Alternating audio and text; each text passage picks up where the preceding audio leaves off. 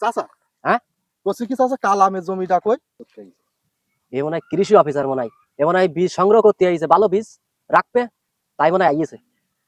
তা করছি স্যার, বীজ এডি দেখবেন না ওইটি দেখবেন, এটি কালামের ওইটি আমার। এডি কালামের? হ্যাঁ এডি কালামের, আর ওইটি তোমার? ওইটি আমার। তোমারটা কাল কি দেখবা না, আজকে কালামেরটা দেই না।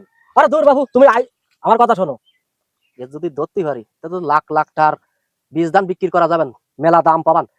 হ্যাঁ কি বকো, একা একা পাগল হয়ে গেছাও নাকি? না আমার একটু বেড়ে সমস্যা, তা করছি কি আমার ওই টকটকি তার ওই একটু রাইসু দিন। চাচা শোনো, আমার কথা হইছে কালামের সাথে। হ্যাঁ তোমার কিন্তু আগে গেলে হবে না, আগে কালামের দামি শেষ করি নি, তারপরে তোমারটা দেখবা। শোনো শোনো শোনো পঁচিশ কি ও কালামের ও ছিল তাই এখন নেই, তুমি আইসে দানটা দেহ পছন্দ হলিন দেহ। আরে মিয়া কি কয় চাচা? দাঁড়া দাঁড়া দাঁড়া, এ হাতে কাশি কেন? ওরে চাচা, আমি আইসবো পুবালির থেকে, জোন বেচতে আইছি। কালাম কাকি বাজারে কইলো ধান কেটে দিতে হবে না, ধান কাটার জন্য আইছি আমি। তুমি সার করতে চাও কেন? এই নকতানের পোশাক আশাক দেখিয়ে মনে করলাম এ মনে হয় কৃষি অফিসার। আল্লাহ, এ যে জোন